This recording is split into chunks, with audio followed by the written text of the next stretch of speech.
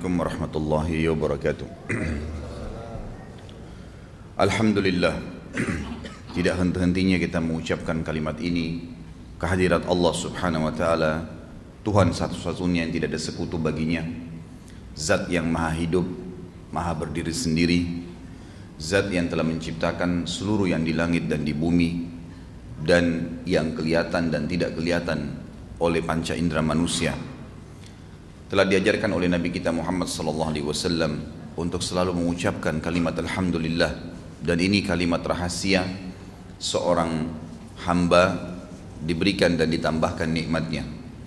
Maka sangat wajar kalau kita membaca Alhamdulillah, wassalatu wassalamu ala Rasulillah, dan kita membacakan salawat dan taslim kepada Nabi SAW, juga karena Allah dan malaikatnya memberikan salam kepada beliau.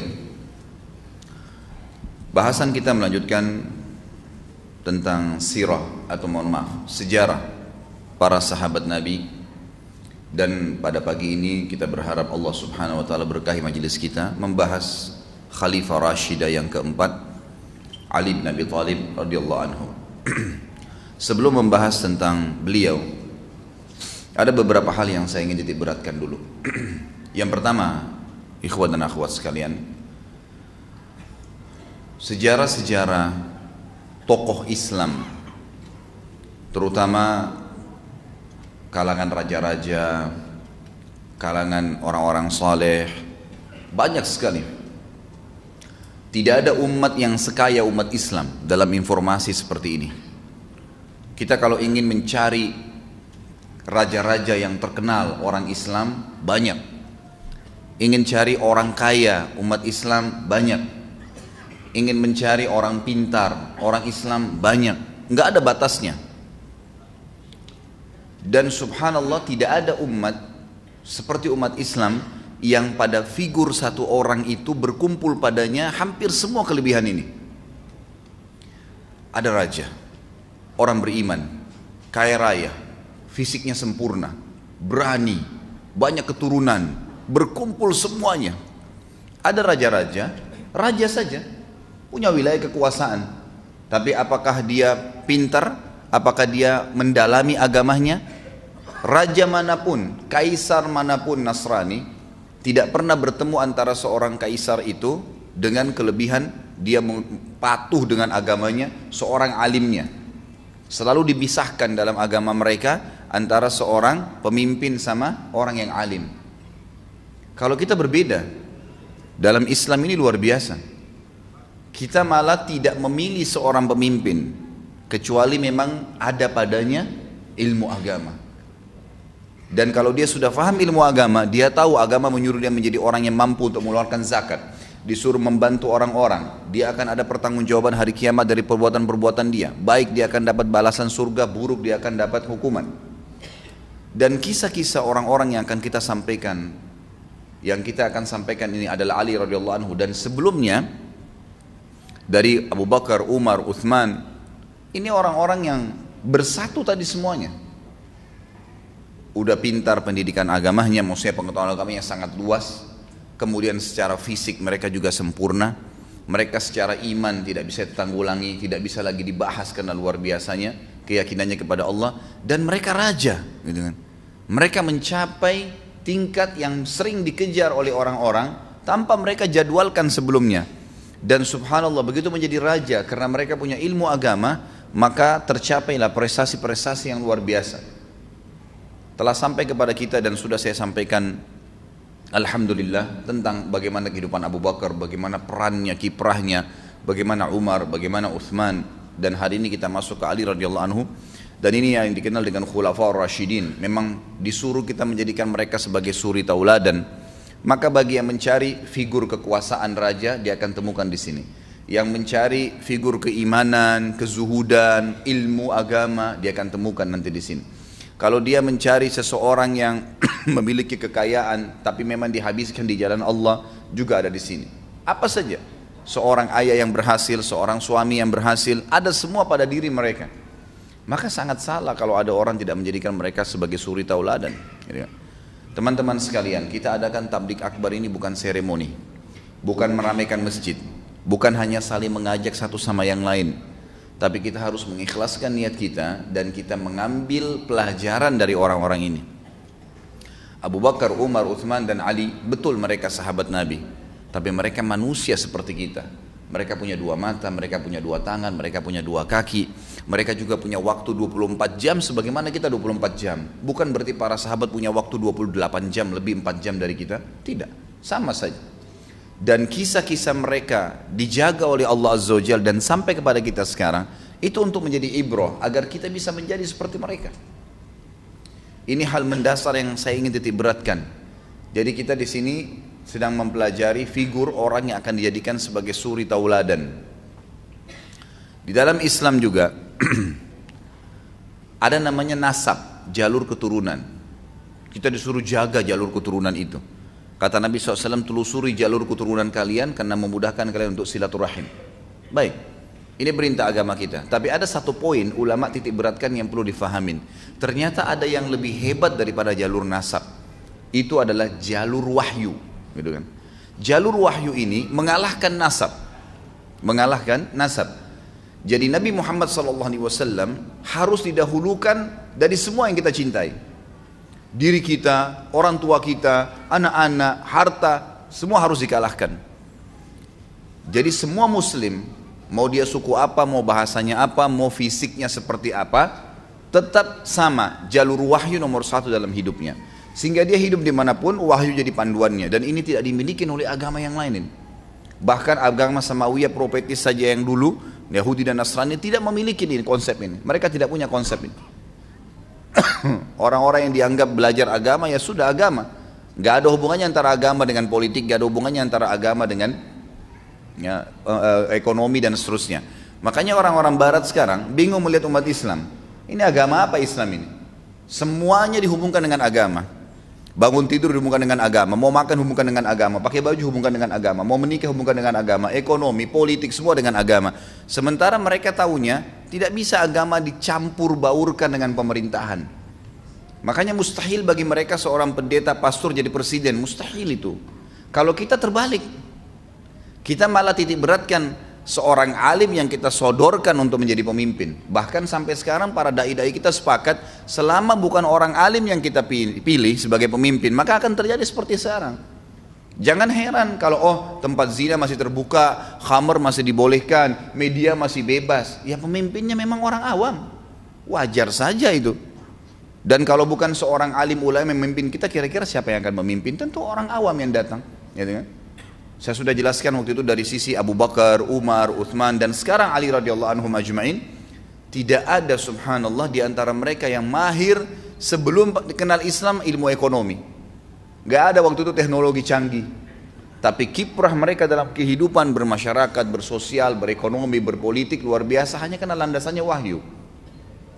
Makanya jalur wahyu ini mengalahkan jalur semua termasuk jalur nasab nih. Yang kita tahu tidak ada mantan orang tua, tidak ada mantan anak. Dalam Islam kita ditekankan untuk menjaga jalur tersebut, gitu kan? Gak boleh durhaka dengan orang tua, gak boleh orang tua bengkalikan kewajiban anaknya. Tapi itu pun dikalahkan dengan jalur wahyu. Dan ini hal mendasar yang sangat luar biasa, gitu. Yang sangat luar biasa.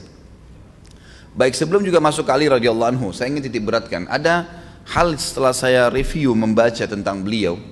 Jadi ini saya gabungkan antara apa yang saya pernah belajar di Madinah dulu, apa juga yang saya dapatkan informasi dengan buku yang sedang kita bedah tentunya. Dan saya sengaja memilih buku ini agar kita punya referensi. Kalau saya datang dengan tulisan tangan saya, nanti akhirnya akan ada lagi berita, Ustaz Khalid sebarin berita sembarangan. Kemarin ada sampaikan kepada saya, Ustaz ada katanya berita tentang Umar, masalah ini yang pernah antum sampaikan di Blog M kayaknya berbeda informasinya. Saya tanya, mana rujukannya akhi? Ada rujukan nggak?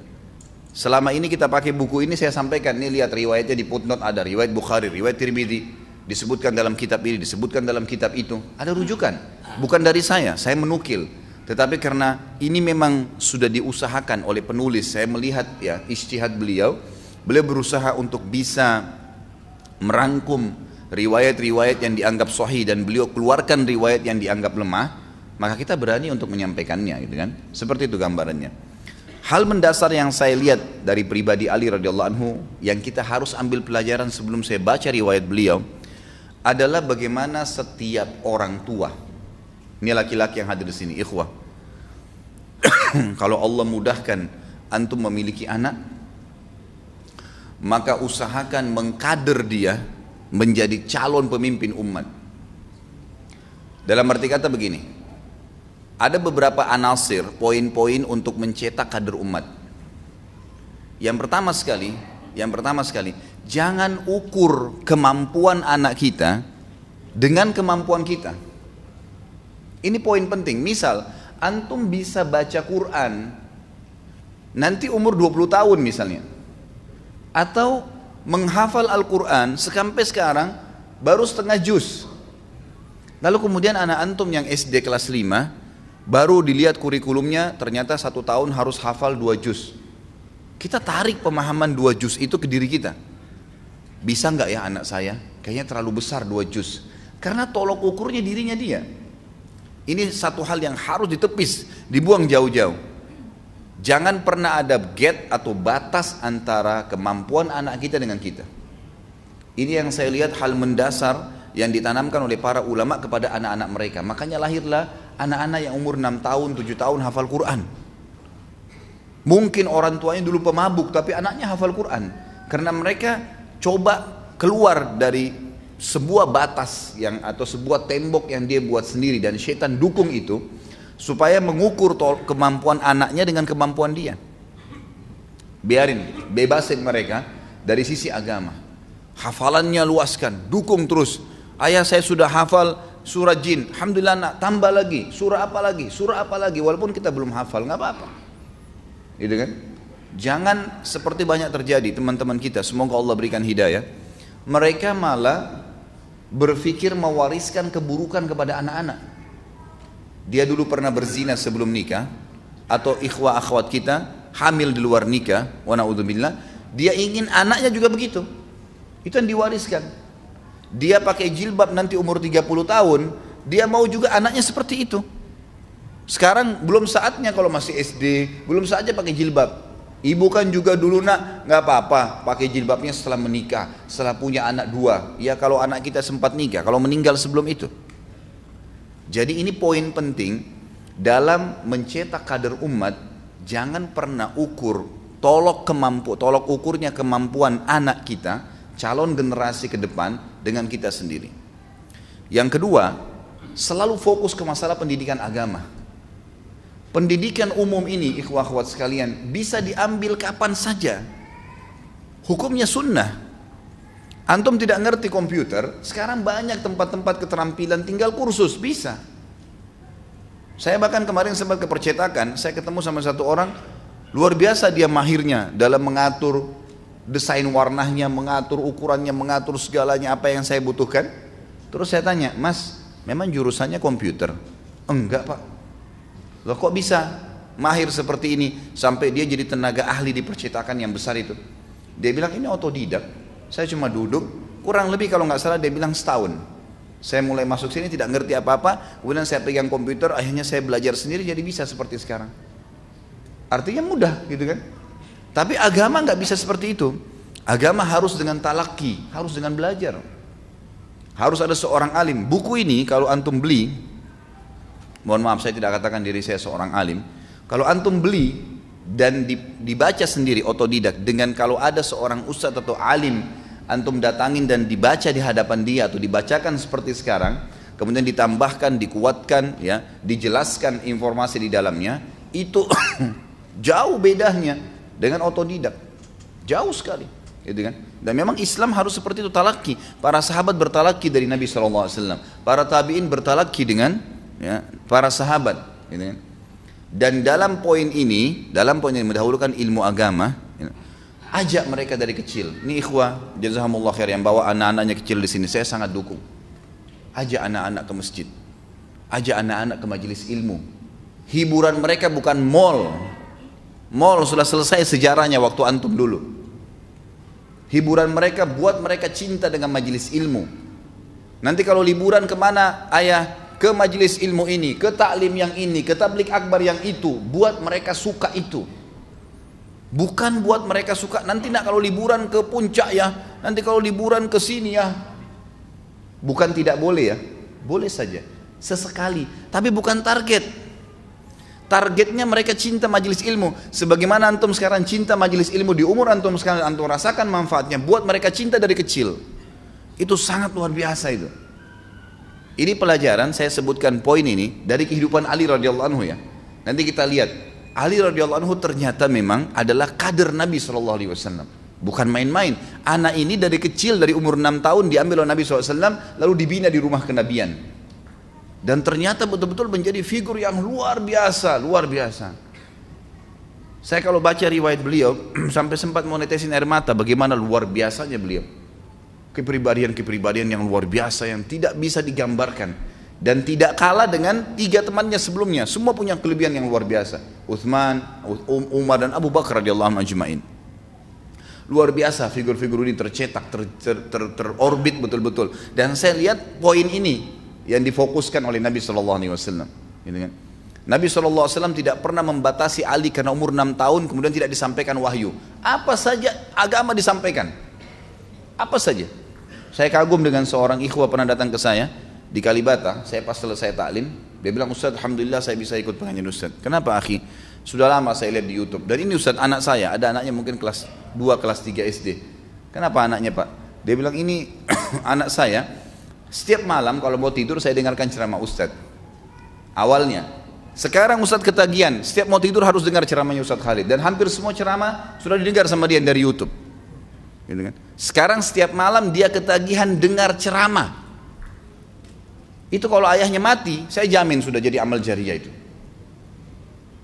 Jadi yang diidolakan seorang alim, seorang dai, sekali lagi saya bukan katakan diri saya, siapapun ustadz ya, siapapun yang memang kebetulan ada, kita punya peluang, alhamdulillah. Cuma saya bahasakan diri saya di sini karena memang teman-teman di sini, alhamdulillah tim kita sudah ada yang memang langsung mengupload, gitu kan. Kalau ada ustadz yang lain silakan, siapa saja yang bisa berikan manfaat. Tapi memang harus ilmu agama di sini, fokusnya adalah masalah ilmu agama. Itu kewajiban, sementara ilmu lain itu umum. Ilmu lain umum. Yang ketiga, hubungkan antara fasilitas yang diberikan kepada anak-anak itu dengan prestasi. Dengan prestasi. Kalau kamu hafal 5 juz nak, ayah berikan sepeda. Emang begitu. Apa yang dia minta? Ayah minta ini. Baik, syaratnya ya 2 juz Quran. Nih surah ini nak hafalnya. Selalu Quran. Kalau sudah hafal Quran, sekian 10 hadis. Setiap bulan 10 hadis kasih duit, nggak apa-apa. Oh nanti Ustaz dia tidak ikhlas. Itu bukan masalah ikhlas atau tidak ikhlas. Tidak ada hubungannya orang keikhlasan dengan terima duit. Kalau seandainya kita mau bicara keikhlasan, maka tidak perlu ada yang berinfak. Sekarang kalau misalnya ada satu orang berinfak di jihad di jalan Allah nih, dia keluarin duitnya, dia berikan kuda, unta semua. Terus orang yang terima, gimana orang yang terima itu? Berarti dia tidak ikhlas karena dia terima dari orang lain. Enggak ada hubungannya. Ikhlas itu bicara masalah hati. Kalau begitu semua dosen enggak boleh terima gaji dong. Enggak ada hubungannya itu. Jadi hubungkan prestasi dia dengan sesuatu, gitu kan? Maksudnya hubungkan fasilitas itu dengan prestasi, ini penting, gitu kan? Jadi berikan support, maka ini penting sekali. Hubungkan dan selalu prestasinya hafal Quran, hafal Quran, hafal Quran. Ya, ikut di majelis ilmu. Kalau ada sesuatu yang positif terus, ada pertanyaan masalah agama terus didukung, seperti itu. Saya melihat di sini bahwasanya Ali radhiyallahu anhu terbentuk ya, memang sejak dini karena umur 6 tahun diambil oleh Nabi SAW. Setelah Nabi SAW melihat Abu Talib pamannya memiliki anak yang cukup banyak dan Nabi SAW sudah menikah dengan Khadijah dan punya kemampuan. Dan waktu sebelumnya Nabi SAW pernah hidup di rumah Abu Talib, numpang. Maka beliau balas jasa, beliau mengambil Ali. Dan mulai semenjak itu Ali dianggap seperti anaknya sendiri, karena ini sepupunya. Kemudian Nabi SAW didik betul-betul menjadi kader yang luar biasa. Dan kita bisa lihat hasil pendidikan itu dari apa yang kita pelajari nantinya. Saya bilang di sini, mendidik anak sejak dini di atas ilmu dan iman akan melahirkan ulama yang kokoh dan kekar nantinya. Juga pengalaman ilmu yang benar hanya akan melahirkan kebaikan. Kalau dia terbiasa dengan kebaikan-kebaikan ilmu, nanti dia akan terbentuk dengan ilmu itu. Gitu. Nanti kalau terbentuk ilmu itu akan membentuk juga pribadi dia yang sangat kuat serta menjaga atau menjadi tauladan di masyarakat. Ada poin penting lain lagi. Masalah berhubungan mengkader umat ini, kita juga harus tahu ya, kita ini umat terpilih, ikhwah akhwat sekalian. Umat terpilih. Wallahi ikhwah akhwat sekalian, agama yang kita anut ini agama yang paling benar. Inna dina indallahil Islam. Enggak ada yang lain. Agama yang antum anut ini, yang antum sekarang sedang pelajari halal haramnya, yang antum terapkan dalam kehidupan sehari-hari, antum hati-hati dari pelanggarannya dan antum kerjakan yang diperintahkan adalah agama yang paling benar. Allah mengatakan agama di sisi Allah hanya Islam.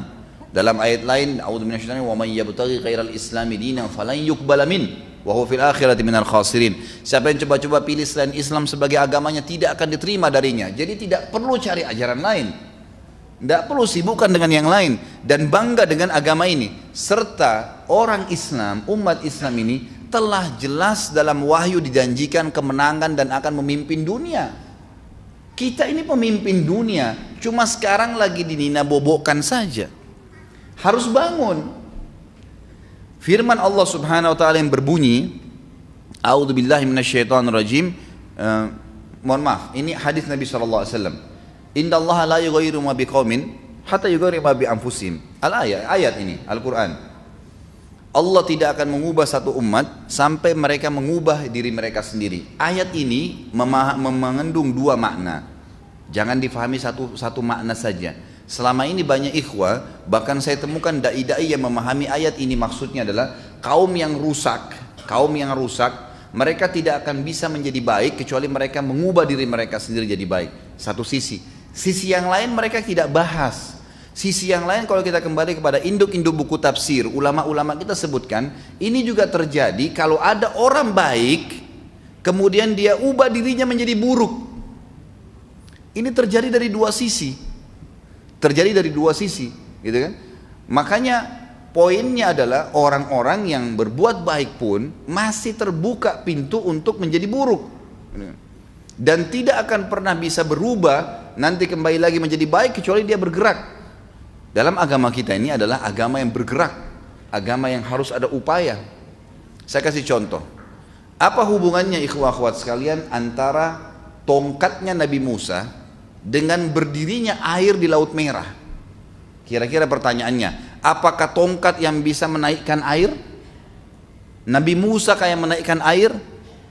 Itu satu pertanyaan. Pertanyaan yang lain lagi, apakah tanpa mencambukkan tongkat di Laut Merah Allah nggak bisa buat air berdiri?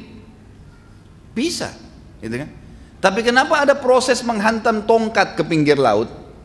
Karena Allah mau kita bekerja, kita berusaha.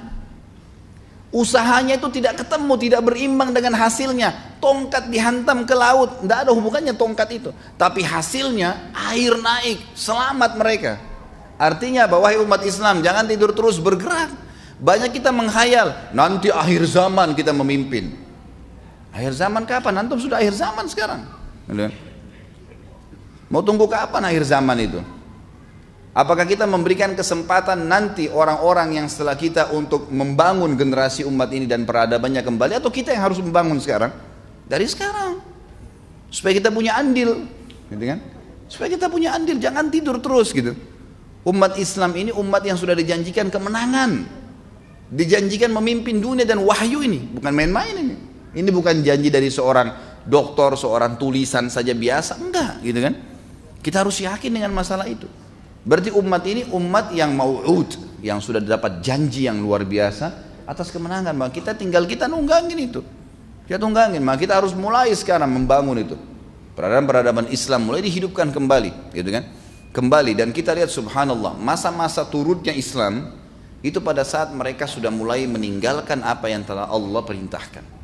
Selama mereka masih mempertahankan hukum Allah, Allah berfirman, ya, la aglibanna ana wa rusuli, dalam Al-Quran dikatakan, a'udzubillahi minasyaitonir ayat la aglibanna ana wa rusuli, kata Allah SWT, saya pasti akan memberikan kemenangan dan pertolongan seluruh rasulku. Maksudnya apa? Allah akan tolong agamanya. Siapa yang memimpin, siapa yang menjalankan hukum Allah, Allah akan tolong dia. Kapan kata ulama keluar dari kriteria ini, walaupun dia pemimpin muslim, walaupun prajuritnya banyak, tapi kalau negaranya sudah mulai keluar dari hukum Islam, maka Allah akan hancurkan. Masa kejayaan Islam, Khulafaur Rasyidin, kokoh mereka. Di Madinah, kota kecil bisa runtuhkan Darul Bayda di Persia. Ibu kotanya Persia. Pasukan Islam yang dikirim oleh Umar bin Khattab 12.000 orang melawan 250.000 orang Persia. Persia membangun kejayaan mereka setelah 2000 tahun memimpin, runtuh dalam waktu 2 bulan. Runtuh dalam waktu 2 bulan, gitu kan? Bagaimana Allah SWT berikan gambaran kepada kejayaan umat ini sebenarnya ada. Selama mereka berpegang, ya kan? Saudi sekarang, kalau mereka terus mempertahankan hukum Islam, hukum Allah, Allah akan terus berikan kejayaan. Kapan ada pelanggaran, hancur lagi. Dan subhanallah kita tidak pernah melihat tuh pelajaran-pelajaran. Allah SWT mengatakan dalam Al-Quran, A'udzubillahi minasyaitonir fasiru fil ardi fanzuru kaifa kana akibatul mukadzibin. Coba kalian sebar di muka bumi, lihat tuh umat-umat sebelum kalian yang pernah berdosa, melanggar hukumnya Allah, bagaimana hasilnya mereka, supaya kita jadi ambil pelajaran dari situ. Baik, kita masuk ke pelajaran kita. Ali radhiyallahu anhu, Ali bin Abi Thalib radhiyallahu anhu. Ali tentu nama beliau, dan Abi Thalib adalah paman Nabi SAW, karena Nabi SAW memiliki 14 orang, jadi 13 orang ya, 10 orang paman, 3 orang tante ya. 14 orang dengan Abdullah, ayah Nabi SAW. Abu Thalib salah satu dari paman-paman Nabi. Dari 14 orang itu memang ada, kalau tidak salah, 4 laki-laki dan 1 perempuan yang mendapat, yang masih hidup di mana Nabi SAW diutus menjadi Nabi. 2 beriman dari laki-laki ya, 2 kafir. Dan yang 1 wanita itu masuk Islam, itu Sofia ya. Kalau tidak salah ini ibunya Zubair bin Awam, itu tante Nabi SAW. Nanti akan kita bahas di kehidupannya Zubair kalau tidak salah itu. Kemudian yang masuk Islam dari kalangan paman laki-laki adalah Hamzah dan Abbas. Yang meninggal dalam keadaan kafir, yang dapat masa kenabian adalah Abu Thalib dengan siapa? Abu Lahab. Abu Lahab. Ini paman Nabi langsung ya, paman Nabi langsung. Tentu kita tidak sedang membahas Abu Thalib, karena sebagian orang yang mengaku Islam, mereka mengatakan Abu Thalib itu tidak meninggal dalam keadaan kafir. Kalau kita punya silsilah riwayat menjelaskan masalah itu, gitu kan? Jelas sekali waktu turun firman Allah Subhanahu wa taala dalam Al-Qur'an, A'udzubillahi minasyaitonirrajim, innaka la tahdi man ahbabta walakinnallaha yahdi man yasha. Engkau tidak bisa memberikan hidayah siapa yang kau cintai hai Muhammad, dan Allah berikan hidayah kepada siapa yang dia inginkan. Ayat ini turun di fase Mekah tepat pada saat setelah meninggalnya Abu Thalib. Karena Nabi SAW sedih, pamannya yang selama ini dukung ternyata tidak bisa, atau tidak mau ucapin syahadat. Nah, sudah ditawarkan di akhir sebelum meninggal, dan ini bukan aib ya. Nabi Ibrahim alaihissalam ayahnya Azar meninggal dalam keadaan kafir, Nabi Nuh anaknya dengan istrinya, Nabi Lut istrinya juga begitu. Itu ada contoh-contoh nabi-nabi sebelum, gitu kan? Itu subhanallah tergantung daripada hidayah dari Allah Subhanahu wa taala. Ali radhiyallahu anhu disebutkan dalam buku ini sebagai simbol ya. Simbol Ali itu seperti apa kedudukannya adalah hadis Nabi SAW. Beliau pernah bersabda, ama tarda an takuna minni bimanzilati Haruna min Musa illa annahu la nabuwah ba'di. Hai Ali, apakah kau tidak senang kalau seandainya kedudukanmu di sisiku adalah seperti kedudukan Harun di samping Musa. Jadi Nabi Musa alaihissalam diutus jadi Nabi, maka Harun saudaranya diangkat menjadi Nabi. Tetapi kata Nabi SAW, hanya saja tidak ada Nabi sesudahku. Tidak ada Nabi sesudahku. Artinya memang tidak mungkin kamu akan menjadi Nabi karena tidak ada lagi Nabi sesudahku. Tapi kedudukannya sangat tinggi di depan Nabi SAW. Terbentuk kejiwaan yang luar biasa dari Ali, keimanan, kesucian, ya, perilaku, tingkah laku, akhlak, semua karena memang dikader dan dicetak oleh Nabi SAW di rumah Nabi SAW. Jadi kata para ulama, kalau kita mau lihat pribadi Nabi SAW lebih jauh lagi, kita bisa lihat juga pribadi Ali. Karena Ali radhiyallahu anhu ini memang lihat besar di rumah Nabi SAW. Para ulama menyebutkan dan disepakati ulama-ulama sirah maksudnya menukil kepada kita bahwasanya di Mekah, fase Mekah, pada saat Nabi SAW menerima perintah tentang sholat malam, ya, disuruh sholat malam. Waktu turun dua surah Muzammil dengan Muddathir, maka Nabi SAW disuruh, Qumil laila illa qalila nisfahu aw inqus minhu qalila. Bangunlah sholat malam hai Muhammad, setengahnya atau bahkan kurangin sedikit dari itu. Maka Nabi SAW sering kali bangun sholat malam dan sering kali mengerjakan sholat malam itu di luar Mekah. Dan selalu diikuti oleh Ali radhiyallahu anhu. Ali selalu mengikuti beliau pada saat itu. Jadi belum ada orang yang mengerjakan sholat di Mekah kecuali Nabi SAW dan diikuti oleh Ali pada saat itu. Maka sempat satu kali Abu Talib mengikuti keduanya secara diam-diam lalu melihat mereka mengerjakan sholat. Lalu Abu Talib bertanya setelah itu, wahai ponakanku, bertanya kepada Nabi SAW, agama apa yang sedang kamu anut ini? Kata Nabi SAW, pamanku ini adalah agama Allah, agama malaikat-malaikatnya, agama rasul-rasulnya, dan agama bapak kita Ibrahim yang telah memimpin di Mekah. Allah mengutusku dengannya kepada hamba-hambanya. Wahai pamanku, engkau adalah orang yang paling pantas bagiku untuk memberikan nasihat atau aku berikan nasihat kepadanya, mengajaknya kepada hidayah. Engkau lah yang paling pantas untuk menjawab seruanku dan mendukung atasku. Maka Abu Talib berkata, keponakanku, aku tidak kuasa meninggalkan agama nenek moyangku dan apa yang mereka lakukan selama ini, tapi tidak akan ada apapun yang tidak kamu sukai yang akan menimpamu selama aku masih hidup. Lalu Ali bin Abi Thalib pada saat itu sebagai putra, ya, dihadapkan atau Abu Talib menghadap ke putranya sambil berkata, anakku, agama yang engkau ikuti ini agama apa? Lalu Ali menjawab dengan umur yang masih kecil, anakku, aku beriman kepada Allah dan kepada Rasulnya, aku mempercayai apa yang dibawa oleh Muhammad, aku sholat bersamanya karena Allah dan aku mengikutinya. Maka Abu Talib berkata akhirnya, dia tidak akan mengajakmu kecuali kepada kebaikan, maka ikutilah dia terus, jangan berpisah dengannya. Ini disebutkan dalam Sirah Ibnu Hisham dengan sanad yang sahih tentang masalah ya terjadinya dialog tersebut antara Abu Talib dengan anaknya juga dengan Nabi SAW. Ada beberapa gelar yang disebutkan oleh Nabi SAW kepada Ali radhiyallahu anhu. Ya. Ali radhiyallahu anhu mendapat gelar yang disebutkan oleh Nabi SAW. Yang pertama adalah gelar syahid, artinya dia akan mati syahid. Disebutkan di dalam sebuah riwayat, dan riwayat ini riwayatkan oleh Imam Muslim nomor 2417 dan Imam Tirmidzi 3696. Waktu Nabi SAW berada di bukit ya, yang ada gua Hiranya, gunung maksudnya, gunung Nur ya, Jabal Nur biasa orang bilang. Pada saat itu Nabi SAW pernah berjalan ke sana, kemudian bersama Abu Bakar, Umar, Uthman, Ali, Talha dan Zubair di fase Mekah. Tiba-tiba ada sebuah batu goncang. Tiba-tiba ada sebuah batu di dekat mereka, besar goncang. Maka kata Nabi SAW sambil menunjuk batu itu, ihda fama alaika illa nabiyyun aw siddiqun aw syahid. Tenanglah, karena di atas gunung ini, di dekatmu hai batu, tidak ada yang lain kecuali seorang nabi, seorang siddiq Abu Bakar, dan yang lainnya orang-orang yang akan mati syahid. Di sini maksudnya adalah Umar, Uthman, Ali, Talha, Zubair, dan subhanallah lima-limanya mati syahid. Sebagaimana sabda Nabi SAW. Jadi ini julukan atau gerakan gelar pertama yang Nabi SAW sampaikan, berita gembira kepada Ali semasa dia masih kecil di Mekah, ya, kan? Karena memang Ali beda jauh umurnya dengan Abu Bakar, dengan Umar, gitu kan? Dia masih anak-anak sekali. Nabi SAW dengan Abu Bakar sama Umar bedanya cuma 2 tahun, 3 tahun, gitu kan? Tapi kalau Ali beda jauh sekali.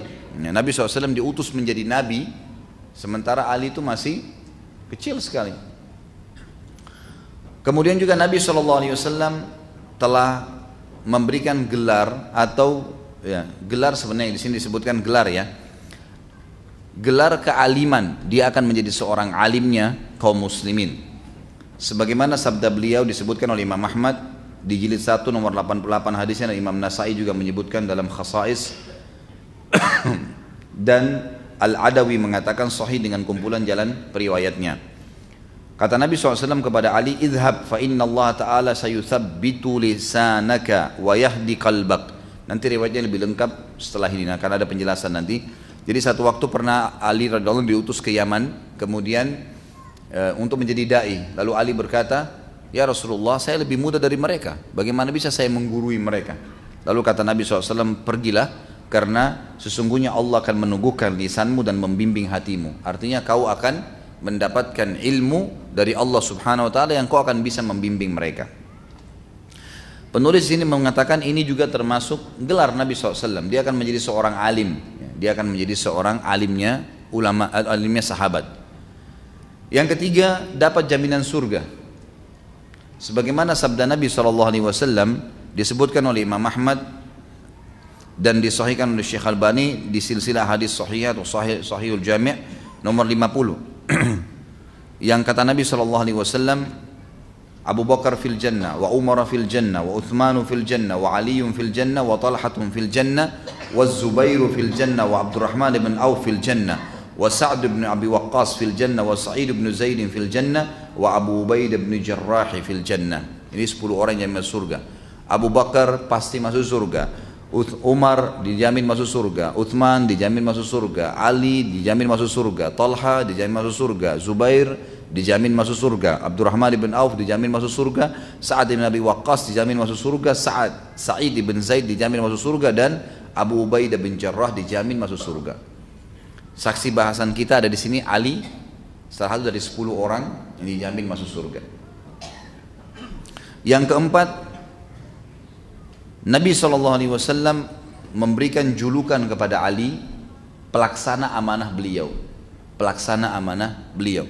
Jadi Nabi SAW kalau ingin sesuatu apapun selalu Ali yang didahulukan. Selalu Ali yang didahulukan. Artinya Ali didahulukan sini untuk mengerjakan apa yang merupakan tugas beliau Sallallahu Alaihi Wasallam. Dikatakan atau disebutkan dalam riwayat yang sahih riwayat Imam Ahmad dan Imam Tirmidzi. Kalau Imam Ahmad di jilid 4 nomor hadisnya 165, kemudian Imam Tirmidzi di nomor hadis 3719, dan ini dihasankan oleh Syekh Albani dalam Sahih Jami' nomor 4091, di mana Nabi SAW mengatakan, Aliyun minni wa ana min Ali wa la yuaddi anni illa ana au Ali. Ali adalah bagian dariku, artinya dia adalah orang yang selalu aku tugaskan, dan aku bagian juga dari Ali.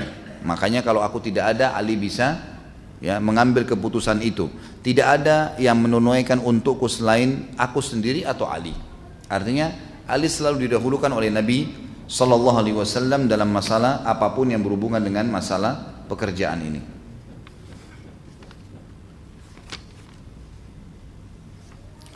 Selanjutnya adalah ada sedikit juga berhubungan dengan masalah kepercayaan Nabi SAW atau tadi doa Nabi SAW agar dia menjadi alim. Ada riwayat ditambahkan di sini. Pada saat Abu Talib meninggal dunia, di dalam riwayat yang disebutkan oleh Imam Ahmad juga dan Abu Ya'la dalam musnadnya, serta Al-Adawi mengatakan hasan hadis ini atau riwayat ini. Waktu Abu Talib meninggal, maka Ali pun menghadap kepada Nabi SAW lalu berkata, pamanmu yang sepuh sudah meninggal. Lalu Nabi SAW bersabda, kuburkanlah dia. Kemudian jangan melakukan apapun sampai engkau datang kepadaku. Kuburkan saja selesai, jangan mengucapkan apapun, datang kepadaku. Ali berkata, maka aku pun menguburkan dan aku datangi Nabi SAW. Lalu beliau bersabda, mandilah dan jangan engkau melakukan apapun sebelum engkau datang kepadaku setelah mandi. Maka Ali berkata, lalu aku pun mandi, kemudian aku datang kepadanya. Lalu Ali berkata, lalu beliau berdoa untukku dengan doa-doa yang menggembirakanku, melebihi kegembiraanku mendapatkan unta-unta merah atau unta-unta hitam. Yang dimaksud dari riwayat sini adalah, dikatakan dalam riwayat ini, perawi berkata, setelah itu jika Ali bin Abi Thalib memandikan jenazah maka dia selalu mandi sesudahnya. Dari hadis ini diambil pelajaran oleh para ulama fikih, dikatakan dianjurkan dan disunnahkan kalau seseorang memandikan jenazah dia mandi juga. Dia mandi setelah memandikan jenazah. Allahu a'lam hikmahnya apa, tapi begitu. Dan Ali tidak pernah meninggalkan perilaku ini karena Nabi SAW yang menyuruh dia mandi setelah memandikan jenazah ayahnya. Tapi yang jadi saksi bahasan adalah ada doa Nabi SAW untuk Ali di sini, dan tidak disebutkan lafaz-lafaznya seperti apa, tapi penulis-menulisnya atau menukir riwayat ini. Kemudian kelebihan Ali radhiyallahu anhu, fadailnya masuk juga sebenarnya tadi ya. Kalau mau lebih tepat kita ganti istilah gelar tadi dengan fadilahnya, gitu kan? Manaqib, ya, kelebihan Ali radhiyallahu anhu. Tadi saya sudah sebutkan ada poin pertama tentang dapatnya gelar syahid. Kemudian yang kedua menjadi alim dengan doa Nabi SAW. Ya. Kemudian yang ketiga jaminan surga baginya. Yang keempat kepercayaan Nabi SAW dalam menjalankan semua amanah. Yang kelima doa Nabi SAW kepadanya pada saat dia sudah menguburkan ayahnya Abu Talib. Dan doa ini sebagian ulama hadis mengatakan adalah doa agar Ali bisa menjadi pemimpin suatu waktu. Dan itu berhasil dan terjadi. Yang keenam, mencintai Ali radhiyallahu anhu dimasukkan oleh Nabi SAW bagian daripada iman. Dari Dzir rahimahullah seorang tabi'in berkata, ini dulu tangan kanannya Ali.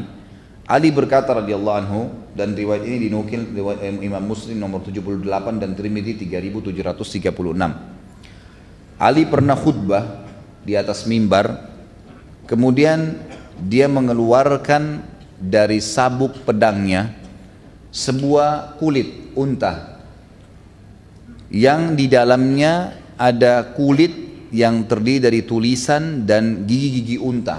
Allahu alam maksudnya apa, tapi yang jelas mungkin zaman dulu orang begitu ya. Kemungkinan gigi unta itu dulu dipakai untuk menulis, selain bulu hewan, bulu burung gitu kan, yang dipakai nulis tinta, biasanya juga gigi hewan itu ditelupkan di tinta kemudian dipakai nulis. Makanya biasanya zaman dulu, kalau kita sekarang kertas sama pulpen, zaman dulu itu kulit binatang dengan tintanya pulpennya itu adalah bulu burung atau gigi-gigi unta ini. Lalu Ali berkata, "Walladzi falakal habbata wa bara'an nasama wa innahu la ahdun nabiyyul ummiyul sallallahu alaihi wasallam ilayya alla yuhibbani illa mu'min wa la yubghiduni illa munafiq." Demi zat yang menumbuhkan biji-bijian dan menghidupkan manusia, ini adalah pesan Nabi SAW kepadaku, tidak mencintaiku kecuali orang mukmin dan tidak membenciku kecuali orang munafik. Ada orang bilang, baik kalau begitu orang-orang Syiah juga mencintai Ali.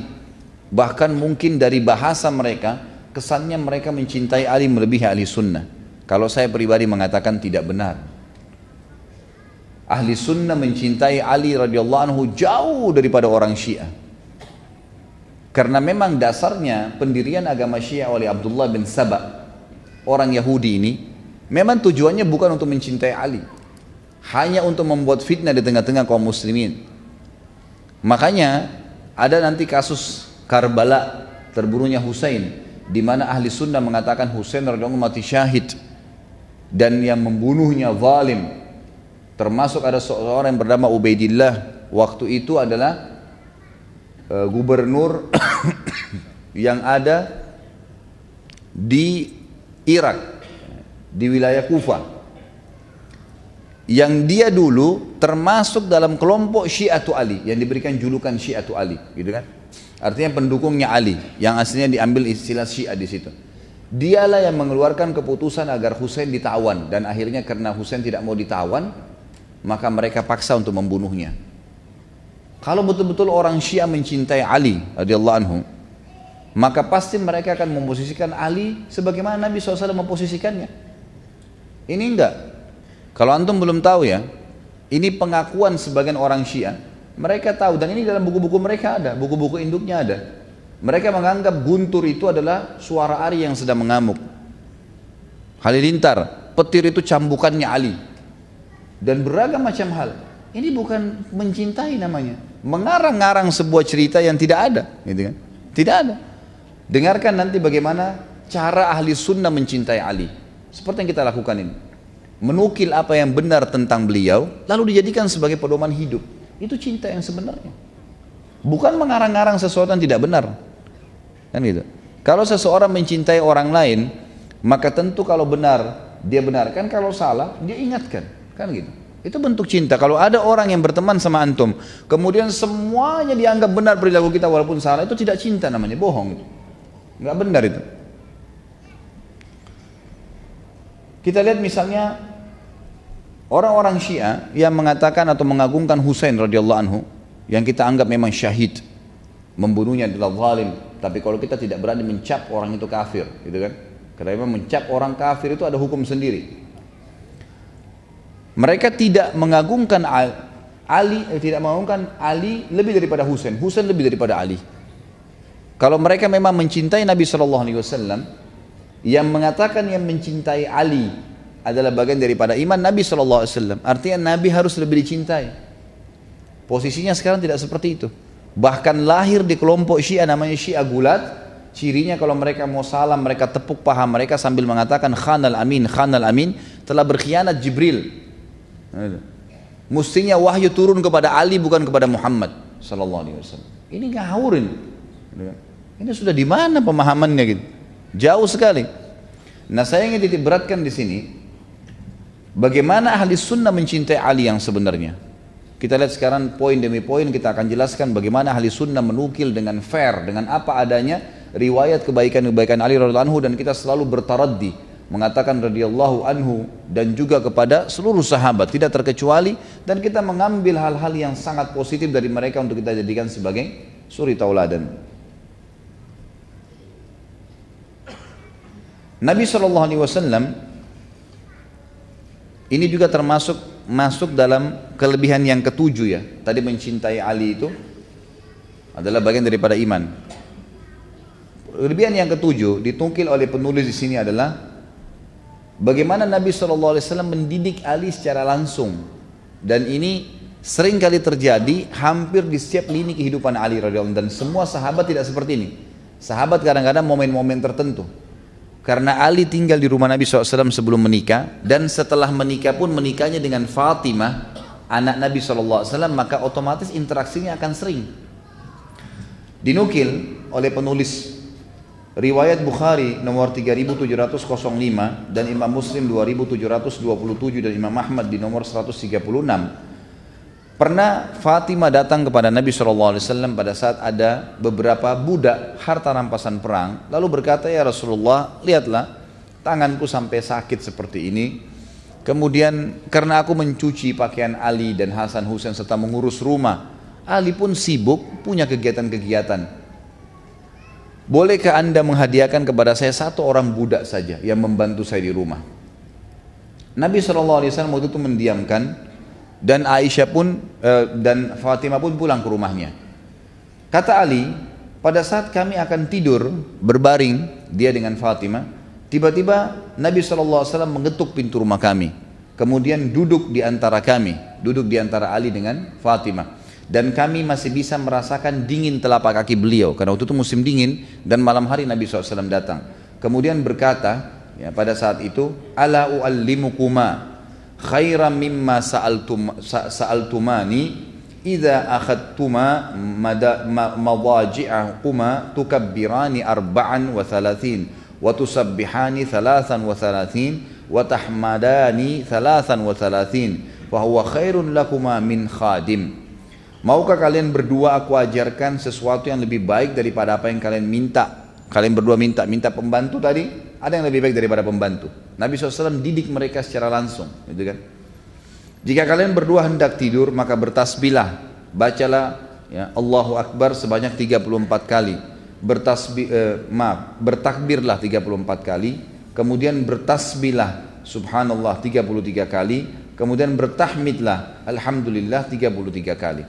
Itu lebih baik daripada kalian mendapatkan seorang pembantu. Kata ulama hadis di sini, ada banyak hal yang diambil pelajaran. Yang pertama adalah Nabi SAW memang menyampaikan wahyu ini, wahyu Allah Subhanahu Wa Taala tentang mestinya seorang Muslim pada saat mau tidur baca zikir tadi, dan pada saat capek bekerja juga dia hibur dirinya dengan membaca Allah Akbar 34 kali, Subhanallah 33, Alhamdulillah 33. Dan yang paling pertama disampaikan kepada Ali dan Fatimah radhiyallahu anhuma. Kemudian juga yang lain adalah bagaimana Nabi SAW peduli dalam pendidikan anaknya, anak mantunya, sampai didatangin sendiri, gitu kan, didatangin sendiri. Dan ini penulis buku mengkhususkan mengatakan sebenarnya ini didikan Nabi SAW termasuk kepada Ali radhiyallahu anhu. Selanjutnya yang kedelapan adalah gelar Nabi SAW kepadanya dengan Abu Turab. Abu Turab, ya. Turab ini sebenarnya tanah ya. Ini dinukir riwayatnya oleh Imam Bukhari nomor 3703. Dari Ibnu Abi Hazm bahwa seorang laki-laki datang kepada Sahal bin Sa'ad, maka dia berkata, ini adalah fulan, gubernur Madinah maksudnya. Dia berdoa untuk Ali bin Abi Thalib di atas mimbar. Sahal berkata, dia berkata apa? Dia menjawab, orang itu, Abu Turab. Maksudnya ada satu khatib naik di atas mimbar lalu berkata, semoga Allah meridhahi Abu Turab, menyebutkan dengan istilah begitu. Maka Sahal tertawa. Sahal ini seorang sahabat ya. Dia berkata kepada orang yang bawa berita itu, nama itu dari Nabi SAW. Dia tidak mempunyai sebuah panggilan yang paling dia sukai, si Ali, melainkan panggilan tersebut. Lalu diceritakanlah sebabnya. Satu hari pernah terjadi masalah antara Fatimah dengan Ali. Rumah tangga, ada cekcok. Kemudian Ali ini punya ciri khas. Dia tidak pernah mau memarahi istrinya. Dia luruskan, dia nasihatin. Tapi kalau dia jengkel sekali, dia menghindar supaya dia tidak main tangan, dia tidak pukul. Maka dia meninggalkan rumah. Satu hari terjadi hal yang sangat menyakitkan bagi Ali, tapi tidak disebutkan apa kira-kira penyebabnya. Lalu kemudian Ali pun menuju ke masjid. Menuju ke masjid, lalu kemudian Ali tidur di tanah. Lantai masjid kan dari tanah. Kemudian dia menggosok-gosokkan badannya di tanah itu, melampiaskan marahnya ke tanah itu, gitu kan. Maka datanglah Nabi SAW ke rumah Fatimah dan Ali, lalu tanya, di mana Ali? Kata Fatimah, di masjid. Dan Nabi SAW sudah mengetahui sedang terjadi sesuatu. Maka Nabi SAW pun datang ke masjid lalu mendapatkan Ali sambil berkata, Ijlis ya Aba Turab, duduklah wahai Abu Turab. Ya, maksudnya Turab itu tanah. Karena kamu gosok-gosok badanmu di tanah, maka dipanggil dengan Abu Turab. Ini julukan ya, ini julukan saja. Subhanallah, saya pernah dengar salah satu, Allahu alam, dia seorang alim atau bukan dari orang Syiah, ada cuplikannya di YouTube. Dia bilang Ali kan punya julukan Abu Turab. Berarti ya, Abu itu kan biasa julukan Abu ini seperti apa ya? Pemilik, seperti pemilik ya gitu. Jadi kalau misalnya ada orang namanya Abdullah gitu kan, yang pertama dikatakan Abu Abdillah, maksudnya dia ayahnya, dia pemiliknya si Abdullah ini, seperti itulah kurang lebih gitu kan.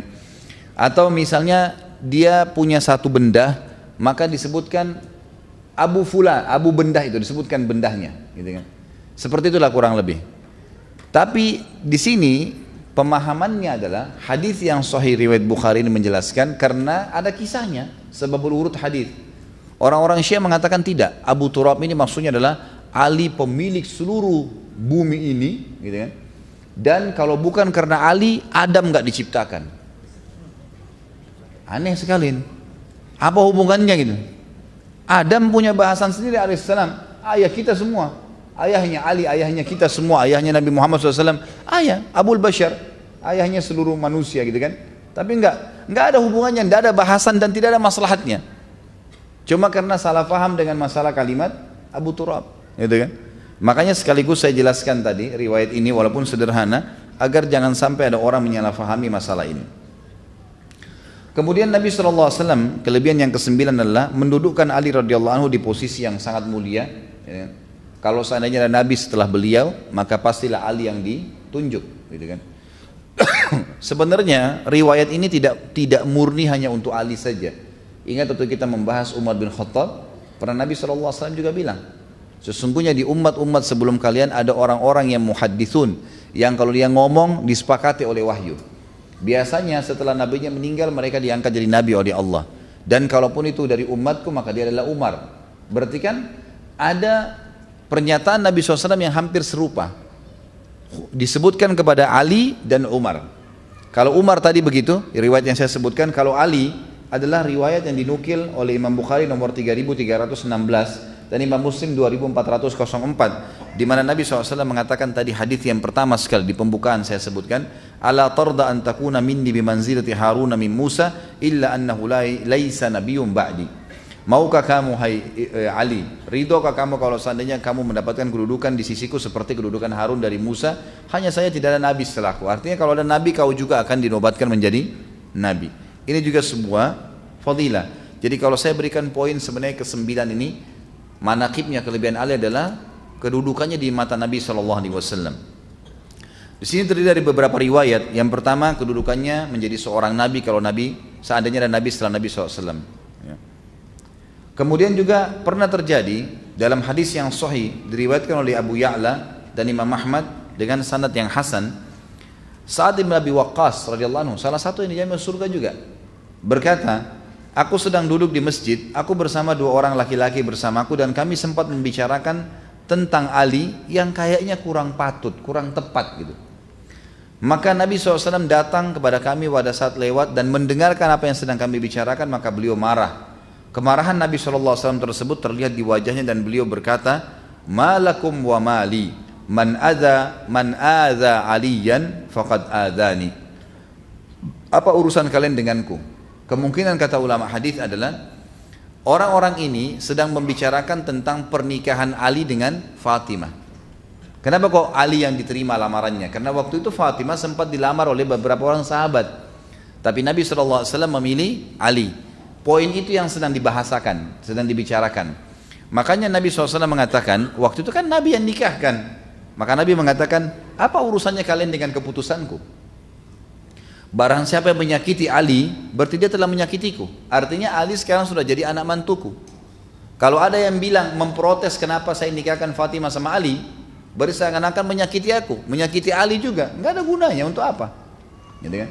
Jadi ini memahami makna hadis seperti itu. Kalau ada yang selain daripada ini maknanya Allahu alam, tapi ini yang saya ketahui. Kemudian yang ketiga riwayatnya, tentu masih poin 9 ya. Kedudukan Ali di sisi Nabi SAW, pertama dianggap sebagai Nabi kalau Nabi SAW meninggal, kalau ada Nabi. Kemudian yang tentu tidak ada ya, tidak ada Nabi di sini.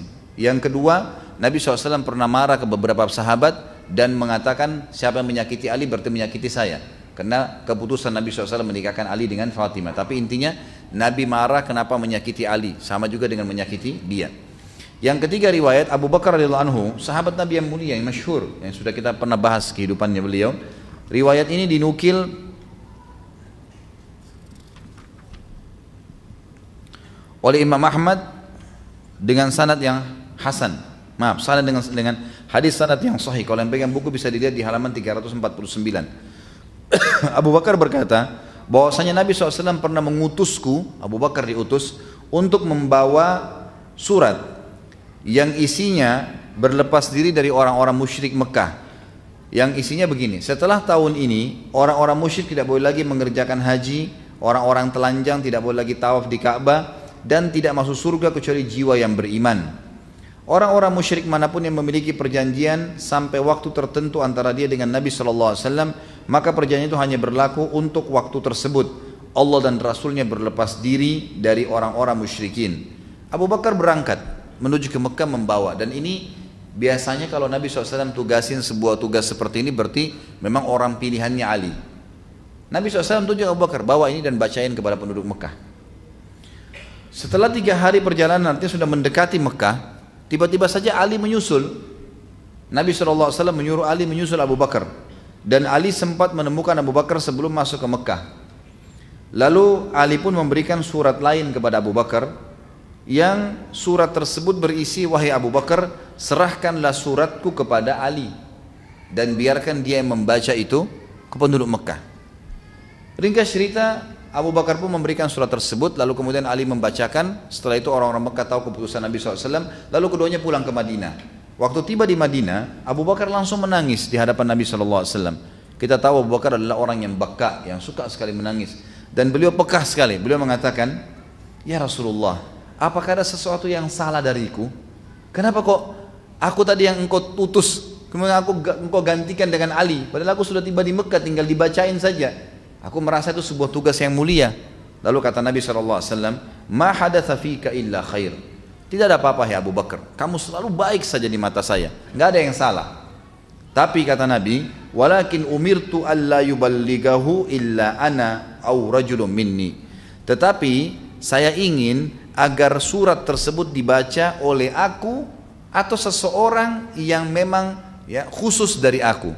Maksudnya adalah Ali di sini radhiyallahu anhu. Karena memang sudah kita katakan sebelumnya, seringkali tugas Nabi SAW selalu ditunjuk Ali yang menggantikan. Dalam beberapa hal yang sifatnya kegiatan sehari-hari ya, kegiatan sehari-hari. Ini riwayat menjelaskan masalah tersebut. Kemudian juga riwayat yang lain, riwayat yang keempat, menyebutkan tentang kedudukan Ali di mata Nabi SAW.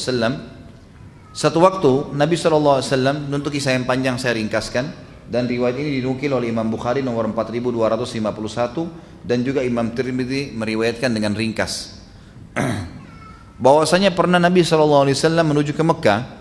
Dari Al-Bara berkata radhiyallahu anhu, ia berkata ketika Nabi SAW menunaikan umrah di bulan Zulqa'dah, orang-orang Mekah tidak mengizinkan beliau masuki Mekah. Sampai Nabi SAW sepakat untuk kembali dan akan masuk tahun depan dan tidak tinggal di sana selama 3 hari. Dan tinggal di sana maksudnya di Mekah selama 3 hari. Ketika mereka menulis perjanjian, mereka menulis inilah yang disepakati, yang disetujui oleh Muhammad Rasulullah. Mereka mengatakan kami tidak setuju dan kami tidak mengakui kamu sebagai Nabi. Maka Nabi SAW pun mengatakan kepada penulis waktu itu Ali, berkata, wahai Ali, hapuslah dan tulislah Muhammad bin Abdullah. Kata Ali radhiyallahu anhu, ya Rasulullah, saya tidak ingin menghapus nama anda selamanya. Lalu Nabi SAW mengatakan hapuslah, maka dihapuslah tulisan tersebut. Ringkas cerita, waktu mereka mau meninggalkan Mekah, ini yang jadi saksi bahasan, datanglah salah satu anak, ya, Hamzah. Jadi Hamzah radhiyallahu anhu ternyata waktu masuk Islam, khilaf di antara hadis sejarah tentang istrinya masih hidup atau tidak. Tapi kemungkinan ada riwayat yang menjelaskan kalaupun hidup memang tidak beriman.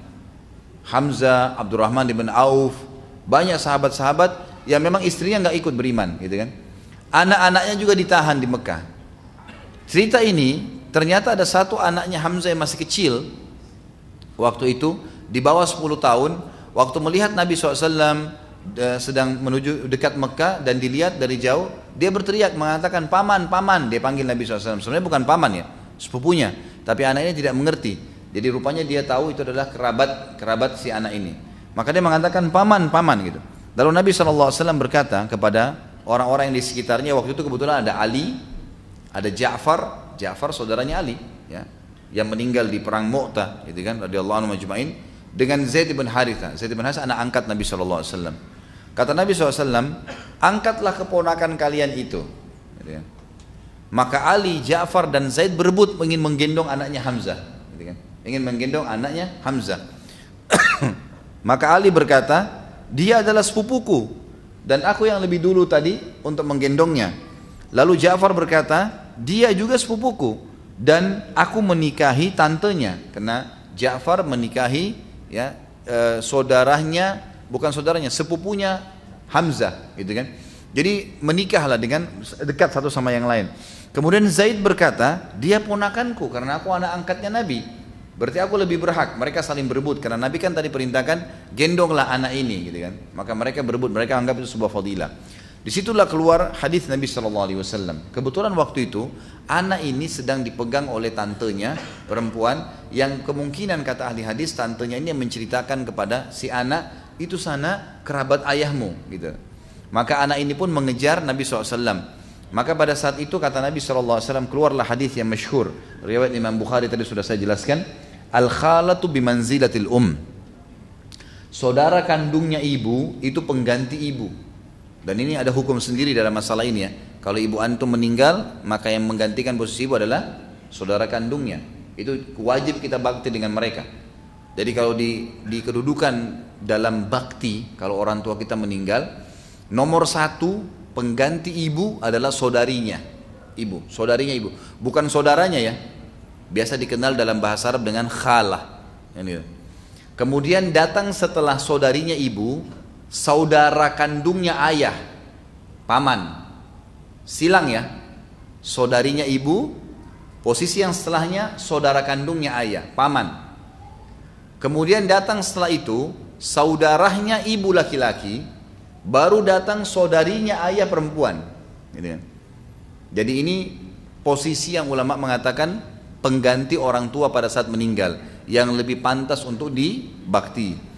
Kata Nabi SAW, al-khalatu bimanzilatil tante, saudarinya, ibunya anak ini lebih pantas untuk memeliharanya. Kalian boleh menggendongnya tapi bukan membawanya ke Madinah. Lalu waqala li Aliyun, lalu Nabi SAW berkata kepada Ali, anta minni wa ana minka. Saya bagian dari kamu, kamu bagian dari saya. Artinya kamu nggak usah pikir bawa anak ini atau tidak, tetap aja kamu akan hidup bersama saya. Wa qala li Ja'far, dan Nabi SAW berkata kepada Ja'far, saudaranya Ali, ashbahta khalqi wa khuluqi. Kamu juga nggak usah khawatir, karena kamu orang yang paling mirip secara fisik dengan saya dan secara akhlak. Artinya nggak usah berebut tentang anak ini, kamu juga punya kedudukan sendiri. Wa qala li Zaidin, dan beliau berkata sallallahu alaihi wasallam kepada Zaid bin Haritha, anak angkat Nabi, anta akhuna wa maulana. Kamu saudara kami dan kamu adalah maulana. Maula ini istilah budak yang dibebaskan, gitu kan? Wa qala Aliun ala tatazawwaj binta Hamzah. Wahai Rasulullah, Ali berkata, tidakkah Anda menikahi anaknya Hamzah? Ternyata ada anak Hamzah perempuan yang sudah dewasa. Kata Ali, tidakkah Anda nikahi anaknya Hamzah yang perempuan ini? Bukan yang baik, bukan yang kecil tadi ya, ada yang lain, gitu kan? Qala innaha ibnatu akhi minar radha'ah. Sesungguhnya dia adalah ya, anak keponakanku dari susuan. Tapi saksi bahasan kita adalah bagaimana Nabi SAW mengatakan pada Ali, anta minni wa ana minka. Ada riwayat yang lain menunjukkan kedudukan Ali radhiyallahu anhu di mata Nabi SAW, dan itu subhanallah dinukil oleh Muawiyah bin Abi Sufyan. Ini keadilan ahli sunnah wal jamaah. Kita mengangkat semua riwayat dan tidak ada yang kita benci. Muawiyah radhiyallahu anhu seorang sahabat yang mulia, dan juga ini masih sepupu Nabi SAW karena ayahnya Abu Sufyan. Ketemu tetap sama-sama di Quraisy, gitu kan? Banyak orang kadang-kadang tidak faham masalah ini. Ya. Akhirnya mereka menganggap membenci sebagian dan mengkafirkan sebagian, gitu kan? Ini tidak benar, atau mencintai sebagian saja mereka. Muawiyah radhiyallahu anhu, pada saat terjadi perselisihan yang kita sebutkan tentang perang Siffin di tahun 37 Hijriah di bulan Safar, Sa'ad bin Waqqas radhiyallahu anhu berkata kepada Muawiyah, mengapa engkau tidak mencela Abu Turab? Jadi ada cerita, sekaligus saya sampaikan sekarang. Salah satu kasus terbesar di kehidupannya Ali di zaman khilafahnya beliau adalah terjadinya perang Siffin. Siffin ini perang, Siffin sebuah lokasi di negeri Syam, di wilayah Syam. Waktu Uthman bin Affan terbunuh, dan sudah kita jelaskan di akhir hidup beliau terbunuh, di depan rumahnya Uthman radhiyallahu anhu, dan yang banyak masuk di dalam rumahnya Uthman itu jumlahnya orangnya, sebagian ahli sejarah mengatakan kalau bukan puluhan ratusan. Dan tidak ditahu siapa yang membunuh Uthman secara khusus langsung, karena pada saat Uthman ada yang tusuk, yang lain pada ikutin nusuk-nusuk semuanya. Jadi tidak jelas siapa. Tapi yang jelas yang membunuh Uthman adalah pengikutnya Abdullah bin Sabah. Siapa Abdullah bin Sabah? Pendiri pemahaman Syiah.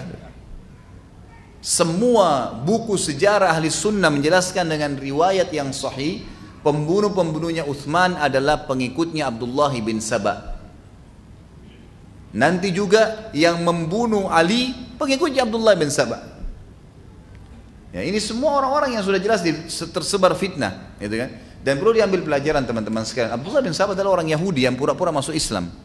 Dan kita punya lebih dari beberapa riwayat yang menjelaskan banyaknya orang Yahudi yang menyelip di tengah-tengah umat Islam untuk membuat kekacauan. Bukan sekarang ya, dari dulu. Bukan mustahil sekarang juga begitu. Banyak mereka menggunakan nama-nama Islam. Kalau antum belum pernah dengar, pernah ada dua orang Yahudi di zaman keemasan Mesir dulu, khilafah Mamalik namanya ya. Waktu Mongolia masuk, sehingga akhirnya banyak membantu umat Islam, rubuhnya dinasti Abbasiyah. Nanti kan ada kerajaan besar Islam namanya Mamalik berdiri di Mesir. Itu yang sempat membenteng ya suku Mongolia, akhirnya berhenti fitnah mereka, gitu kan. Di situ pada masa itu pernah terjadi ada dua orang Yahudi pura-pura masuk Islam dan tinggal di Madinah. Kisah nyata terjadi. Mereka dua orang ini dahinya hitam. Kalau sholat di saf pertama, paling rajin baca Quran dan paling suka bantu orang. Itu cirinya. Subhanallah, salah satu Raja Mamalik ini mimpi melihat Nabi SAW dalam mimpi dan cuma mengucapkan tolong saya, kalimat itu saja. Maka raja ini pun segera ke Madinah, besoknya berangkat mengumpulkan masyarakatnya, ada apa dengan kalian? Kok saya mimpi Nabi SAW bilang tolong saya? Apa yang saya akan tolong Nabi? Apakah kalian penduduk Madinah ini punya masalah karena kalian adalah tetangga Nabi SAW? Ada sesuatu? Kumpulkan keluarga-keluarga Nabi yang ada. Ada masalah dengan kalian? Gak ada. Pasti nggak ada masalah, nggak ada masalah. Baik, ada nggak penduduk Madinah yang belum ikut sama kalian? Kata mereka ada, 2 orang yang belum ikut. Dan itu orang yang paling terbaik di antara kami. Ini orang Yahudi ternyata. Lalu si raja ini bilang, pada saat itu saya tidak ingat namanya ya, tapi raja ini, riwayat ini masyhur. Raja ini kemudian pergi ke rumahnya dua orang itu, lalu duduk ngobrol, tidak ada sesuatu yang mencurigakan. Subhanallah, sebelum keluar dari ya rumahnya orang yang dianggap tadi orang alim, dahinya hitam, suka membantu kalau sholat di saat pertama, orang Madinah semua tahu ini orang terbaik kami. Kata si raja ini, saya tiba-tiba melihat ada sebuah karpet permadani di tanah, dan saya tiba-tiba ingin sekali karpet itu. Lalu kemudian saya pun bilang, saya ingin karpet itu. Padahal sebenarnya dia tidak butuh, dia raja, dia bisa beli karpet yang mahal. Kenapa dia tiba-tiba mau karpet itu? Dia bilang, tiba muncul perasaan saya itu. Lalu saya pun berkata, saya ingin karpet itu. Kata orang itu, tolong jangan, ini cuma karpet satu-satunya. Pokoknya dia nggak mau kasih. Kata raja ini, saya tidak tahu, baru pertama kali dalam hidup saya ingin berbuat zalim. Saya ingin mengambil secara paksa. Waktu ditarik ternyata di bawah karpet itu ada lubang, dan lubang itu ternyata menuju ke kuburan Nabi SAW. Tinggal 2 hari lagi mereka gali. Itu sudah mereka bisa sampai ke kuburan Nabi SAW. Niatnya ingin mencuri jasadnya Nabi. Itu terjadi itu. Dan itu sejarah Islam mencatat itu. Ada orang Yahudi yang seperti ini. Ada orang Yahudi, gitu kan? Bayangkan dia bisa dahinya hitam, orang yang paling baik, orang yang semua, kedoknya munafik, gitu kan? Dan itu juga terjadi sebelumnya di Abdullah bin Sabah yang mendirikan pemahaman Syiah. Pura-pura Islam. Dan terbongkar di kalangan para sahabat ditahu, dan yang membunuh Abdullah bin Sabah adalah Ali radhiyallahu anhu. Karena memang dianggap dia mengaku Ali sebagai Tuhan. Waktu ditangkap dia sebarkan fitnah bahwasanya Ali ya, lebih baik daripada Abu Bakar dan Umar serta Utsman. Lalu ditangkap oleh Ali. Dia bilang, apa kau bilang itu? Dia bilang, iya, saya yang bilang itu. Kata Ali, kau harus bertobat karena tidak pernah saya lebih baik daripada ketiganya. Lalu kata dia, saya tidak mau bertobat. Kata Abdullah bin Sabah, saya tetap anggap kau yang terbaik, karena itu memang fitnahnya dia. Itu memang fitnah. Dia tahu dengan menyebarkan fitnah, dengan seperti ini Ali adalah turunan Nabi, keluarga Nabi, dengan menggunakan nama keluarga Nabi, orang akan fanatik nantinya, dan muncul betul pemahaman itu kan.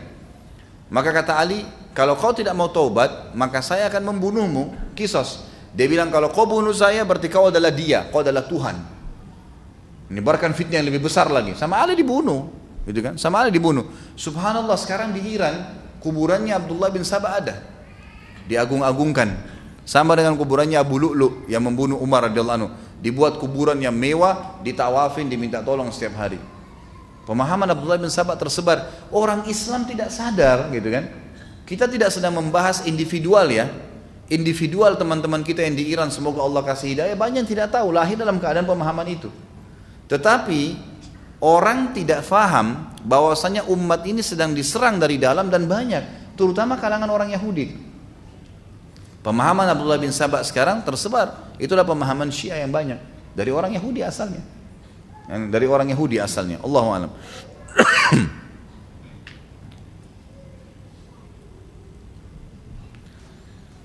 Muawiyah radhiyallahu anhu pada saat itu waktu Utsman terbunuh, dia keluar dari negeri Syam, dari wilayah dia, karena dia gubernur.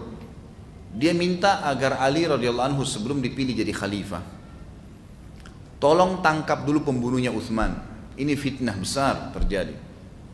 Jangan biarin ini terjadi. Setelah Utsman pembunuhnya ditangkap, kami akan baiat. Ini yang disepakati Ahlussunnah wal Jamaah, disebutkan dalam hampir semua buku-buku sejarah kita, hampir semua buku-buku hadis kita menukil riwayat ini. Mengatakan bahwasanya Muawiyah waktu itu tidak ingin memerangi Ali. Lalu kemudian Ali pun keluar ke negeri Syam, niatnya untuk ya berdiskusi dan berdialog dengan Muawiyah, dan itu jelas dalam suratnya Ali yang mengatakan, wahai Muawiyah, kau baiat dulu aku. Setelah itu kita cari pembunuhnya Utsman, karena kalau tidak ada pembaiatan bahaya.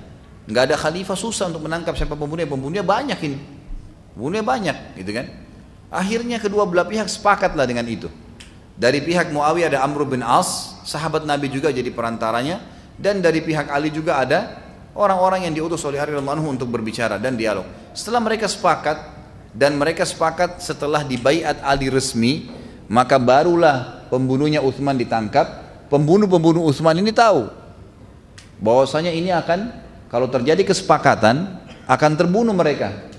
Dan nanti akan saya jelaskan, sebelumnya ada perang Jamal, nanti akan ada perang Jamal, kita akan bahas insyaallah. Maka sebelumnya juga sama, mereka buat kekacauan. Pengikutnya Abdullah bin Sabah ini memang mengacaukan di dalam. Mereka pada saat Ali sama Muawiyah sudah mau sepakat, maka mereka pagi hari membuat pasukan menyerang, melempar anak panah ke kemahnya Ali, dan di kemahnya Ali juga dilempar panah ke kemahnya Muawiyah, padahal ini kelompok ini saja. Akhirnya keduanya berperang. Dan pada saat sudah banyak korban, Muawiyah pun sama Ali sepakat untuk memberhentikan secara total, tidak boleh peperangan. Dan Muawiyah mengatakan, kalau begitu Ali silakan kau pimpin khilafah, dan saya tidak mau lagi bermasalah dengan ini. Silakan kamu ambil Ali, termasuk membunuhnya Utsman bin Affan. Seperti itu gambarannya. Itu yang sebenarnya terjadi pada saat perang Siffin. Waktu ya Ali masih sementara dialog dengan Muawiyah, sempat saat Ibn Abu Waqqas datang, sahabat Nabi yang nanti masuk surga, berkata kepada Muawiyah, mendatangi, wahai Muawiyah, kenapa kau tidak mencela Abu Turab? Kenapa kau tidak bilang Muawiyah itu, Ali itu salah, Ali itu begini, kenapa kau tidak celah dia? Dan ini pemahaman yang real, riwayat yang sebenarnya. Memang dalam pemahaman ahli sunnah wal jamaah, sahabat tidak saling mencaci maki. Bagaimana bisa sekarang ada orang yang datang mencaci maki sahabat-sahabat ini dan menyalahkan mereka? Apa kata Muawiyah? Saat menjawab, mengapa kau tidak celah Abu Turab? Saat menjawab, mohon maaf, Muawiyah menjawab, selama aku teringat 3 perkara yang diucapkan Rasulullah SAW kepada Ali, maka aku tidak akan pernah mencelahnya, tidak mau menyalahkannya. Hanya saja aku ingin menuntut haknya sepupuku, karena Muawiyah sama Utsman sepupu, ibu sama ibunya saudara, gitu kan. Saya hanya mau nuntut darahnya sepupuku, ditangkap pembunuhnya baru. Tapi selama saya tahu riwayat ini, artinya saya tidak akan mungkin menyalahkan Ali. Saya tidak mau ribut dengan khilafahnya Ali. Saya hanya tuntut darahnya Utsman. Jadi memang ini pemahaman ahli sunnah yang sebenarnya. Seandainya aku, kata Muawiyah, selama aku mengingat 3 hal perkara yang diucapkan Rasulullah SAW kepada Ali, maka aku tidak akan pernah bisa mencelahnya dan aku tidak akan pernah mau menyalahkannya. Seandainya aku memiliki salah satu saja dari 3 itu, aku pasti lebih suka daripada unta merah, kata Muawiyah. Jadi Muawiyah sendiri dalam posisi memuji Ali radhiyallahu anhu, tidak permasalahkan masalah khilafahnya. Dia mengatakan, aku mendengar beliau berkata kepada Ali, tidakkah kau ridha hai Ali mendapatkan kedudukan Harun di sisi Musa, hanya di sisiku, hanya saja tidak ada nabi setelahku. Kalau seandainya, kata Muawiyah, hadis ini disebutkan kepadaku, maka aku lebih suka daripada seluruh dunia. Tapi itu Ali yang mendapatkannya, maka aku tahu Ali lebih afdal daripada aku. Yang kedua, aku mendengarkan Nabi SAW juga bersabda di perang Khaybar, nanti kita jelaskan di kancah peperangan Ali, la utiyanna rayata rajulan yuhibbullaha wa rasulah wa yuhibbullahu wa rasuluh, qala fatatawalna laha faqala ud'u li aliyan. Nanti akan riwayat panjangnya ya. Aku menyerahkan panji kepada seseorang besok, jadi setelah mengepung Khaybar selama 43 hari dan belum menembus Khaybar, maka Nabi SAW mengatakan, aku akan memberikan panji kepada seorang laki-laki yang mencintai Allah dan Rasulnya, dan Allah dan Rasulnya juga mencintainya. Maka keesokan paginya Nabi SAW memanggil Ali, dan ini sebuah fadilah. Muawiyah mengakui itu. Yang ketiga adalah ketika turunnya firman Allah Ali Imran ayat 61, a'udzubillahi minasyaitonirrajim, faqul ta'alu nad'u abna'ana wa abna'akum, al-ayah. Katakanlah hai Muhammad, waktu Nabi SAW disuruh bermubahala namanya, mengajak ahli kitab, orang-orang Yahudi yang ada di Madinah, ayo kita mubahala. Mubahala itu tanding, bukan tanding sebenarnya ya, jadi saling ngadu argumen. Ayo kita bermubahala, kita berkata, ya Allah, siapa yang benar berikanlah dukungan, siapa yang salah turunkan azabmu dari langit. Dan mubahala ini diperintahkan oleh Allah SWT kepada Nabi SAW untuk mengajak keluarganya duduk, dia, istrinya, anaknya, gitu kan. Kemudian siapapun orang-orang pendeta Yahudi yang mengaku dirinya benar, duduk juga dengan istrinya, anaknya, ya kan. Kemudian mereka bermubahala, minta kepada Allah siapa yang salah dihukum dari langit. Tapi itu orang Yahudi tidak berani, mereka tahu Nabi SAW benar, gitu kan. Kata Muawiyah, waktu turun firman Allah tentang masalah mubahala ini, maka Rasulullah SAW memanggil Ali, Fatimah, Hasan dan Husain, gitu kan? Lalu beliau bersabda, Allahumma haulai ahli, ya Allah, mereka ini bagian dari keluargaku. Tapi di sini ada Ali radhiyallahu anhu, posisinya Ali radhiyallahu anhu. Jadi ini beberapa riwayat yang menunjukkan kedudukan Ali di mata Nabi SAW. Poin yang ke-10 kelebihan Ali adalah Ali radhiyallahu anhu berkorban untuk Nabi SAW. Dan kita sudah tahu kisahnya waktu Nabi SAW akan hijrah ke Madinah. Ya, tentu di sini cukup panjang kisahnya, tapi saya akan ringkaskan. Nabi SAW waktu mau hijrah ke Madinah dan orang-orang Quraisy sepakat untuk membunuh Nabi SAW dengan memanggil setiap suku satu orang anak muda yang terkuat. Lalu mereka mengurumuni Nabi SAW dan bersama-sama menusukkan pedang mereka ke Nabi SAW, ya, dalam satu kali pukulan, sehingga suku Nabi SAW tidak bisa memerangi semua suku-suku anak muda itu. Waktu itu Nabi SAW menyuruh, ya, Ali radhiyallahu anhu untuk tidur di ranjangnya dan menggunakan selimut Nabi SAW dan menutup seluruh tubuhnya. Artinya apa di sini? Pengorbanan, ya, pengorbanan. Kalau Ali cuma tidur di ranjangnya tidak pakai selimut, kan orang Quraisy bisa tahu, oh ini Ali. Tapi enggak, memang sengaja dibuat seperti dia Nabi. Waktu Nabi SAW pergi, ringkas cerita, maka orang-orang Quraisy pun masuk, ya, ke tempat tidur tersebut. Untungnya dengan hikmah Allah SWT mereka tidak langsung menghantamkan pedangnya. Mereka mengetahui selimut Nabi SAW, mereka mengetahui tempat tidur Nabi SAW. Waktu itu mereka membuka selimut tersebut dan mereka kaget menemukan empat tersebut. Dan Ali berkata, segala puji bagi Allah yang telah membuat amanah ini aku jalankan. Jadi ini termasuk masalah kezuhudan. Beliau tidak ambil sedikit pun dari harta itu. Disebutkan dalam riwayat yang lain, pada saat beliau memimpin, beliau sempat memindahkan kepemimpinan dari Madinah ke Kufah. Khilafahnya beliau di Kufah, di Irak. Dan di Kufah telah dibangun oleh masyarakat Kufah istana yang besar untuk beliau. Pada saat beliau melihat istana tersebut dengan singgasananya, Ali cuma disuruh masuk untuk jadi raja saja di situ, gitu kan. Maka Ali pun berkata pada saat itu, istana kesombongan, aku tidak akan pernah tinggal di tempat seperti ini. Lalu Ali lari seperti dikejar oleh hewan buas dari istana itu maksudnya. Jadi Ali nggak mau, dia tetap tinggal di rumahnya saja. Ali radhiyallahu anhu dikatakan juga bentuk kezuhudannya adalah beliau menggunakan jubah yang dibeli di pasar dengan harga 3 dirham. Dia mengendarai keledai dan dia berkata, biarkanlah aku menghinakan dunia ini dan jangan gantikan aku dengan yang lainnya. Imam Ahmad bin Hanbal berkata, khilafah tidak bisa berimbang dengan Ali. Sebaliknya, Ali juga tidak bisa berimbang dengan khilafah. Artinya Ali terlalu mulia untuk menjadi seorang khalifah. Kalau ada tingkatan di atas khalifah, maka tentu dia lebih pantas. Sufyanus Tsauri rahimahullah berkata, Ali tidak membangun sebuah bata, tidak pula kayu di atas sebuah bata, sekalipun biji-bijiannya didatangkan dari Madinah dalam sebuah kantong. Artinya Ali tidak pernah bangun rumah selain rumah yang dia miliki dari tanah liat, tidak pernah dari kayu ataupun dari batu, tidak pernah. Dan beliau tidak pernah minta pesan secara khusus, bolong datangkan dari Madinah biji-bijian ini, kurma ini, saya pengen makan, tidak pernah. Apa yang ada tuh dimakan sama dia. Juga disebutkan yang lain, Ali berkeliling di pasar-pasar sambil membawa tongkat, dan dia selalu berkata kepada orang-orang yang dilewatin, bertakwa